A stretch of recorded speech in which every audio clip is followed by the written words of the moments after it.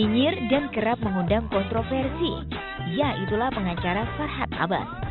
Apapun yang terjadi selalu membuatnya gundah beropini. Gara-gara kicau opininya, ia harus berurusan dengan Ahmad Dhani. Belum usai ia terlibat perang konflik dengan mantan juru bicara sekaligus mantan istrinya, Regina Andriani Saputri. Nyali konfliknya terbilang tinggi. Siapapun ia lawan, tak pandang bulu. Seperti apa komentar Regina ihwal sang mantan menjadi kandidat terkuat all kategori di ajang Obsesi Award tahun ini? Kalau selama ini meraung-raung ternyata dapat penghargaan juga gitu kan. Jadi meraung-raungnya ada positifnya juga pemirsa, dapat award gitu kan. Jadi kita sama-sama dong yang intergokil yang selalu tertertur ya.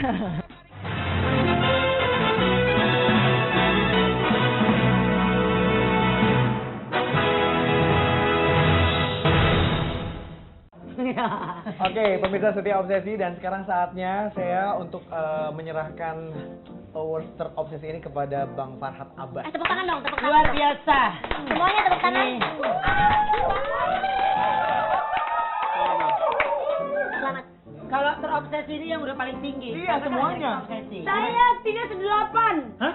7. 7. Ini namanya fitnah.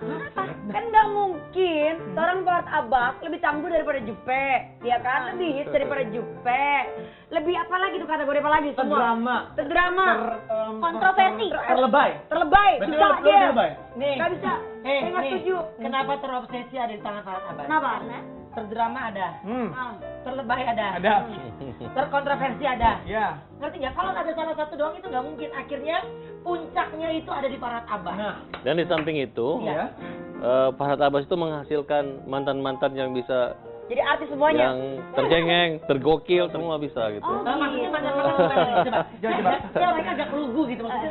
Orang kan punya mantan. Ya. Kalau misalnya marah sama mantan, buanglah pada tempatnya kan. Kalau saya enggak. Kalau saya, walaupun kalau jadi mantan saya jadi bagus. Gitu. Iya, tiga nikah gini. Ada yang bilang tuh buanglah mantan bertempat, pernah ada yang ngomong begitu. Nah, dibalikin sama si Farhad sekarang nih. Oke, ini enggak ada kata-kata ini, kata-kata ucapan kemenangan gue. Silakan. Oke. Pemirsa, ini kirain tadi saya pengen dapat piala yang tangguh gitu, karena memang saya lelaki tangguh gitu. Tapi ternyata di atas tangguh itu ada terobsesi. Jadi oke dong, Pak. Wah, saya sangat senang banget ya. Dan saya nggak menyangka ini bisa dapat, padahal saya udah sembunyi-sembunyi. Sembunyi-sembunyi. Bayangin saya sembunyi aja dari kamera Sembunyi aja. aja tereksploitasinya luar Masih biasa terekspos. ya. Gimana kalau saya nongol ya? seperti Mbak Jupe ini gitu. Itu saking topnya, bayangin Bang Farhad potong rambut aja rame. Saya kumis dengan jenggot aja ditiru sama Ruben. Oh iya. Sorry ya, boleh lihat di Google. Rambut gua aja Ruben Turi. Maaf, Farhad. Ben, jangan baper. Apa? Sekarang ngomongin soal baper, ada yang baper banget nih. Siapa sih? Ada lagi, ini terbaper. Versi dia nih, Bang. Harus dia juga ada. Makanya gue bilang dia nggak bisa diambil salah satu. Semuanya udah. Farhad ini semuanya. Nggak boleh gitu. Ini udah terima. Udah kita lihat yang baper aja dulu yuk. Oke, boleh. Nih, ini dia. Baper banget.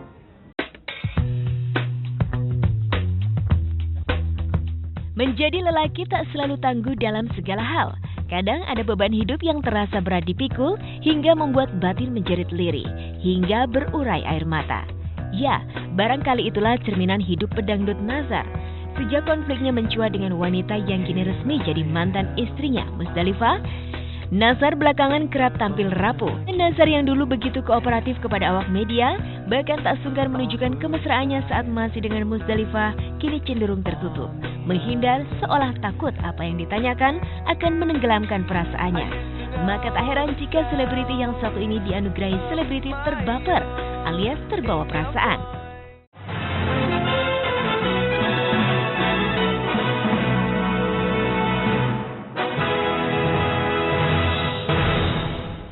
Itu dia untuk terbaper ya kan, udah kelihatan kan.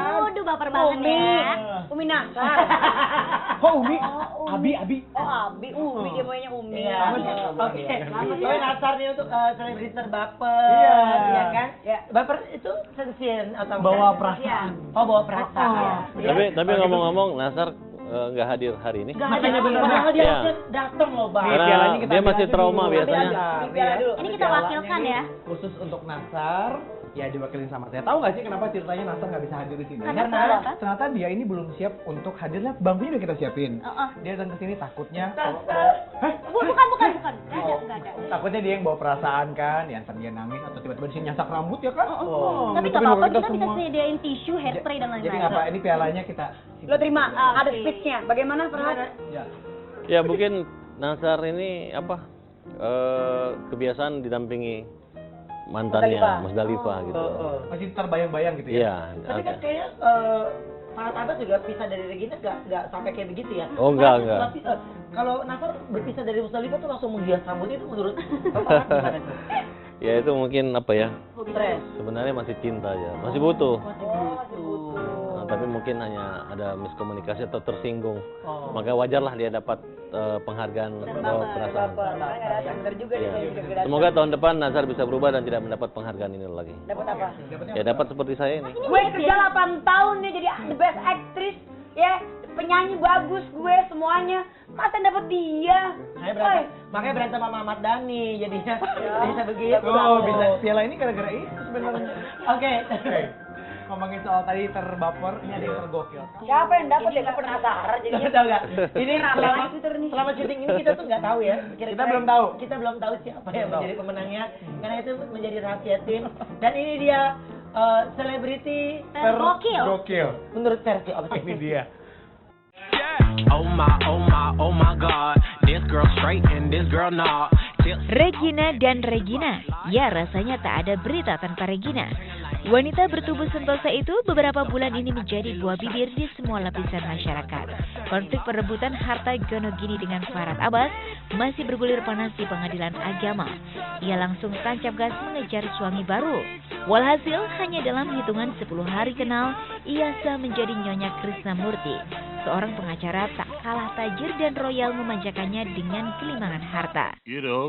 Di tengah menikmati bulan madu bersama suami barunya, muncullah wanita parubaya bernama Dewi Harumi yang mengaku istri Sang Krisna. Tak ayal Regina pun dicap wanita perebut suami orang, sekaligus godam penghancur kebahagiaan rumah tangga orang lain. Dengan nada renyah santai inilah Kila Regina menjawab semua tudingan miring itu. Aduh, Anda baik hati masih memperhatikan kami berdua, tapi sayangnya alhamdulillah sampai sekarang perhatian Anda tidak pernah kami terima gitu. Gokil, ya begitulah sosok Regina Andrianessa Putri. Kehidupannya begitu penuh warna konflik. Untuk itu ia layak menyemat seleb tergokil di ajang Obsesi Award tahun 2016 ini. Dan inilah reaksi Regina saat mendapatkan trofi seleb tergokil dari tim khusus kami.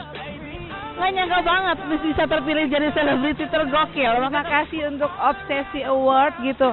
Aku kaget banget loh sumpah mendapat selebriti tergokil. Kan gokilnya yang positif ya pemirsa ya. Emang udah gokil belum gue ya? Oh, gokil banget ya. Mudah-mudahan masih terus pemirsa Obsesi nontonin semua pemberitaan tentang Regina. Walaupun kadang warawiri, ada yang bete, ada yang kepo, ada yang susah, ada yang gimana. Tapi tetap aja ya Bon, tunggu-tunggu kan berita gue.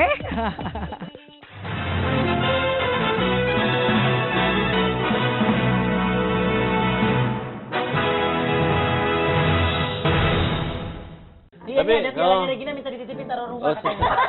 Nanti diambil ya. Ya, saya mau ngambil rumahnya bukan ambil itu. Lagi dia. Jadi gini, sorry ya, tadi kan ditanya apa ciri-ciri tergokil, saya jawab. Iya. Tapi kalau orang ini nggak usah ditebak, memang orangnya kayak begitu. Emang gokil maksudnya. Ya, enggak, cuman saya protes. Saya protes. Harusnya jangan kata selebritasnya dihilangin, cukup gokil aja. Oke. Emang dia selebriti masuk TV terus. Ya itu versi kalian kalau versi saya. Beda. Tapi kayaknya apa ya selebriti ini ya? Nah, itu dia. Ya, itu. Tahu. Kasus. Stripping ya dia. Ya Stripping biasa itu pengalaman pribadi itu dia ingin jadi orang terkenal dengan cara Iya, dompleng kamu. dompleng saya. Larang gitu. Iya betul. Tadi dia bilang sama saya katanya, Ruben tolong sampein dong ke Bang Farhat gitu. Dia tolong taruh rumah katanya gitu. Jadi rumahnya aja yang taruh. Ya kan emang bersuami dua. Iya. Kan dia udah punya suami, jadi biar suaminya yang menjaga piala. Jangan hilang. Bisa aja Bang, nganterin. Biar jaga pialanya sampai lupa kerja, biar bisa melunasi utang maharnya mungkin. Untungnya ini kan sebuah acara award, jadi kita nggak terlalu dalam menanyakan. Ya.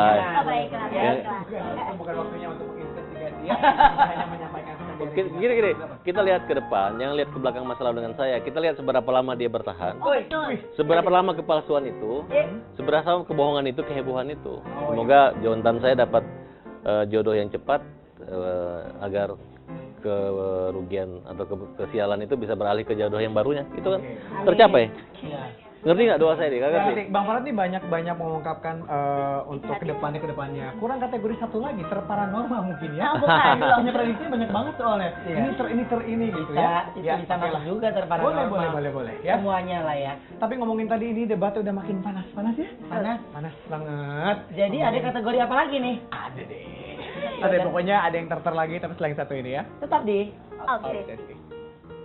Happy birthday buat Obsesi yang ke-11. Semoga senantiasa sukses memberikan tontonan yang membahagiakan untuk seluruh keluarga Indonesia. Si Mamat punya pacar seksi, badannya kurus, kulitnya mulus. Selamat ulang tahun ke-11 buat Obsesi. Semoga berita-beritanya makin kece.